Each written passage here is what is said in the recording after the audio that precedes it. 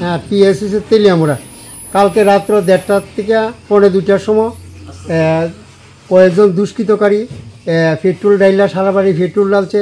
উদ্দেশ্য আসলো আমরা জীবন্ত মারণে লেগিয়া আগুন লাগায় সব কিছু স্বর্ণ লঙ্কা টাকা পয়সা যা আসলো লুট করে নিব। কিন্তু আমরা টের পাই এলাইছি, টের পাওয়াতে তারা ঘরে ঢুকতে পারছে না ঢুকিয়া কীটা করছে পেট্রোল লাগাইয়া মারা লাইছে পেছনের দরজা দা। আমি আর মা বাইরেছি। উদ্দেশ্য আসলো আমরা মা পুত্রে জীবন্ত মারণে লেগিয়া আর লুট করানোর লেগে। কিন্তু আমরা টাকা পয়সা লঙ্কা অনেক টাকা ক্ষতিপূরণ হয়েছে। কিন্তু আমরা দুইজন চিনছি, কিন্তু আমরা পরবর্তী সময় পুলিশের কাছে আমরা স্টেটমেন্ট দেবো, নামটি অক্ষণে গোপন রাখছি। কি কারণ সত্যতামি কারণটা কি? তারা আমরা লগে এর আগেও সত্যতামি করছে, সত্যতামি কইরই চাইছিল মারণের বুদ্ধি করবে। তারা ভাবছে কি সত্যতামিটা মানে কি কারণে? তারা উদু দিয়ে আমার একবার ছোটো ভাইরাও মারছে।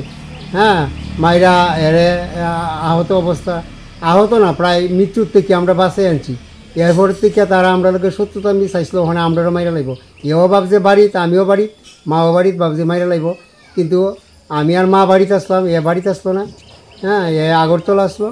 আর আমরা টের পাই, আমরা তো দেখছি ওই প্রকাশ্যে দুজন দৌড়ে গেছে পিছনে গেট দিয়া বাইরিয়া বাট্টা দিয়া, পিছনে একটা বাট্টা আছে ক্যানেল দিয়া বাইকে গেছে। কিন্তু অন্য লোকরে আমরা চিনতে পারছি না, কিন্তু দুইজনে আমি প্রকাশ্যে চিনছি।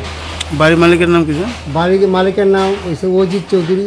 আর পাশে আমার একটা বাইকে সুজিত চৌধুরী, শালিতাবাড়ি মরসরা থানা পিএস ক্ষয়ক্ষতি কীরকম হয়েছে? ক্ষয়ক্ষতি আনুমানিক 15-20 লাখ টাকার হয়েছে। আর ক্যাশ টাকা আসলো না 15-20 লাখ টাকার ক্ষয়ক্ষতি।